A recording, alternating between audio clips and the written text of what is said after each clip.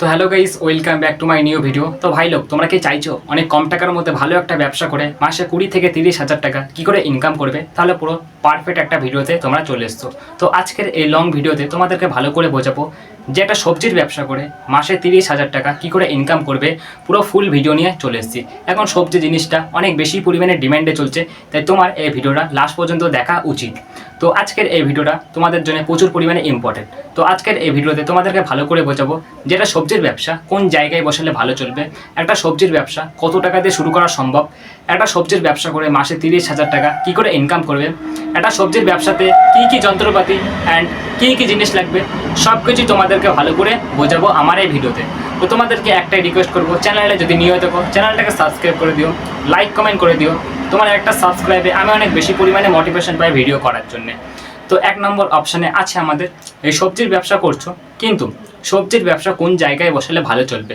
আমি তোমাদেরকে কিছু জায়গার নাম বলবো, কিছু জায়গার মধ্যে যে কোনো একটা জায়গা চুজ করে সবার প্রথমে সবজির ব্যবসা তুমি ওপেন করে দাও। 1 নম্বর, তোমরা হয়তো দেখেছো বড় বড় শহর আছে, যেমন কলকাতা, দিল্লি, এরকম বড় বড় শহরের মধ্যে বা বড় বড় শহরের মধ্যে বা আশেপাশে বড় বড় সবজি ফলের বাজার বসে। ওই সব বাজার টার্গেট করে ওর মধ্যে তুমি যদি একবার এই সবজির ব্যবসা ওপেন করতে পারো, প্রতিদিন বিগেস্ট ইনকাম হবে।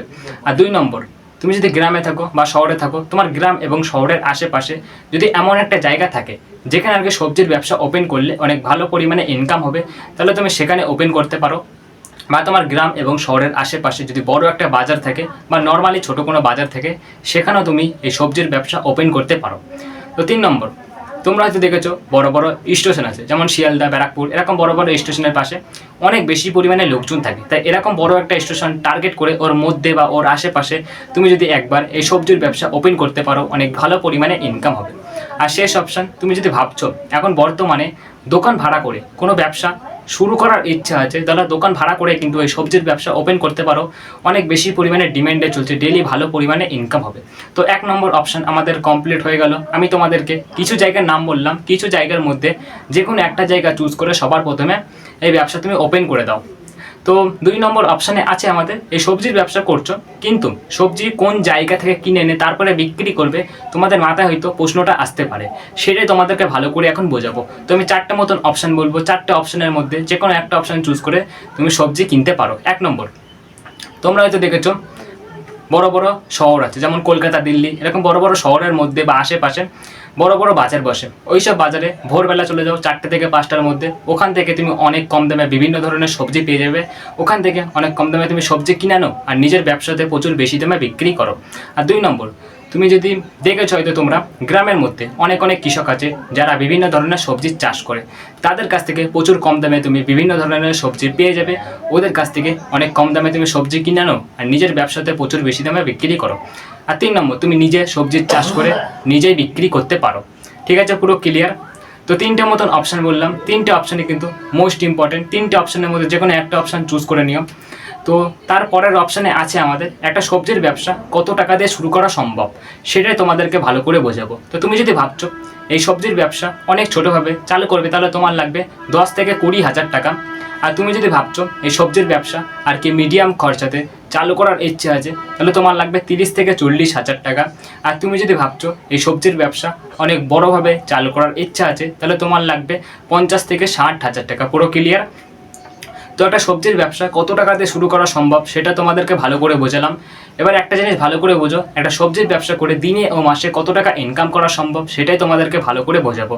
তো তুমি যদি ভাবছো এই সবজির ব্যবসা অনেক ছোটোভাবে চালু করবে, তাহলে তোমার কমসে কম একদিনে ইনকাম হয়ে যাবে 1,000 টাকা। আর দিনে তোমার 1,000 করে ইনকাম হলে মাসে ইনকাম হয়ে যাচ্ছে 30,000 টাকা।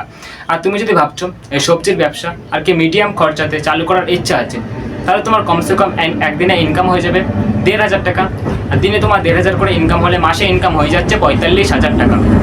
যেটা আশেপাশে একটু আওয়াজ হচ্ছে, সবাই একটু ম্যানেজ করে নিও, বেশিক্ষণ হবে না, আর 20 সেকেন্ড পরে আওয়াজটা বন্ধ হয়ে যাবে ঠিকঠাক। তো 3 নম্বর অপশান, তুমি যদি ভাবছো এই সবজির ব্যবসা অনেক বড়োভাবে চালু করবে, তাহলে তোমার কমসে কম একদিনে ইনকাম হয়ে যাবে 2,000 টাকা। আর দিনে তোমার 2,000 করে ইনকাম হলে মাসে ইনকাম হয়ে যাচ্ছে 60,000 টাকা। পুরো ক্লিয়ার? তো এবার ভালো করে একটা জিনিস বোঝো যে একটা সবজির ব্যবসা করে একটা সবজির ব্যবসা করছো, কিন্তু একটা সবজির ব্যবসাতে কী কী যন্ত্রপাতি অ্যান্ড কী কী জিনিস লাগবে সেগুলো তোমাদেরকে ভালো করে বোঝাবো। তো তুমি যদি ভাবছো এই সবজির ব্যবসা করবে, তাহলে এই যন্ত্রপাতি যেই নামগুলো বলবো একটু কিনে নিও। তো 1 নম্বর আমাদের মোস্ট ইম্পর্টেন্ট দরকার ওয়েটিং মেশিন, যাকে আর কি বলা হয় ওজন মাপার মেশিন। তুমি যেই কাস্টমারকে এই সবজিগুলো বিক্রি করবে, ওয়েট করে তারপরে তো বিক্রি করবে, তার জন্য ওজন মাপার মেশিনটা আমাদের মোস্ট ইম্পর্টেন্ট। কম টাকার মধ্যে হলেও একটা ওয়েটিং মেশিন কিনে নিও। তারপরে প্লাস্টিকের 4-5টা বড় বড় ঝুড়ি কিনে নিও, যেগুলো আর কি সবজিগুলো রাখার জন্য অনেক কাজে লাগবে। তারপরে আমাদের দরকার প্লাস্টিক বা ক্যারি প্যাকেট, যাই বলা হোক।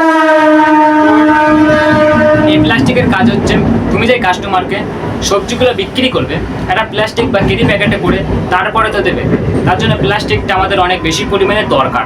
ঠিক আছে, তুমি যখন ব্যবসাটা শুরু করবে তখন সপ্তাহে সপ্তাহে বা মাসে মাসে প্লাস্টিকের বান্ডেল কিনতে পারো। তারপর আমাদের দরকার ক্যালকুলেটর। ক্যালকুলেটর কিন্তু মোস্ট ইম্পর্টেন্ট। তোমার দোকানে যখন অনেক বেশি পরিমাণে কাস্টমার আসবে তখন তোমার দরকার ক্যালকুলেটর। তারপরে তুমি যদি ভাবছো এই সবজির ব্যবসা একটা দোকান নিয়ে তারপরে চালু করার ইচ্ছা আছে, তাহলে তোমার দরকার লাইট প্লাস ফ্যান, তার সাথে সাথে কারেন্টের বোর্ড প্লাস কারেন্টের তার। তবে নিজে বসার জন্য একটা চেয়ার কিনে নিও, যেটা আর কি ভেরি ভেরি ইম্পর্টেন্ট। তবে ক্যাশ বক্স লাগবে, যেটা আর কি টাকা রাখার জন্য অনেক কাজে লাগবে, ক্যাশ বক্স। তারপরে লাস্ট অপশন আমাদের ব্যানার। ব্যানারটা কিন্তু ভাই লোক ব্রাদার যারাই দেখছো মোস্ট ইম্পর্টেন্ট। একটা এক্সাম্পল দিচ্ছি, আমার নাম যেমন রানা সবজির দোকান, এরকম তোমার নাম দিয়ে একটা ব্যানার টানিয়ে দাও তোমার দোকানের সামনে, অনেক ইউনিক লাগবে, অনেক সুন্দর লাগবে। তো অনেক কম টাকার মধ্যেই আমি তোমাদেরকে কিছু যন্ত্রপাতি অ্যান্ড কিছু জিনিসের নাম বললাম, আশা করি তোমরা কিনে নেবে যদি ব্যবসাটা করতে চাও। তো সব কিছুই তোমাদেরকে ভালো করে আমি বুঝিয়ে দিয়েছি, আশা করি তোমরা সবাই ভালো করে বুঝে গেছো। তো ব্যবসার ক্ষেত্রে কিছু আইডিয়া দেবো এখন তোমাদের, যেগুলো শোনা দরকার। তো দোকানটা সবসময় পরিষ্কার পরিচ্ছন্ন রাখবে, দোকানটা কখনো নোংরা রাখবে না, কারণ একটা নোংরা দোকানে কখনো লোকজন আসে না, তাই দোকানটা সবসময় পরিষ্কার পরিচ্ছন্ন রাখার চেষ্টা করবে। আর কখনো পচা সবজি বা খারাপ সবজি বিক্রি করবে না, সবসময় টাটকা ভালো সবজি বিক্রি করার চেষ্টা করবে। আর দোকানটা সকালে তাড়াতাড়ি খুলে দাও 4টে থেকে 5টার মধ্যে।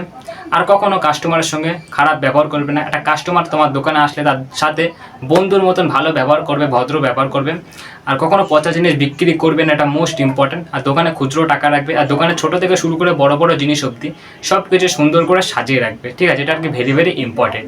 তোমার স্ক্রিপ্টে যত কিছু লেখা ছিল সব কিছু তোমাদেরকে ভালো করে বুঝিয়ে দিয়েছি, আশা করি তোমরা সবাই ভালো করে বুঝে গেছো।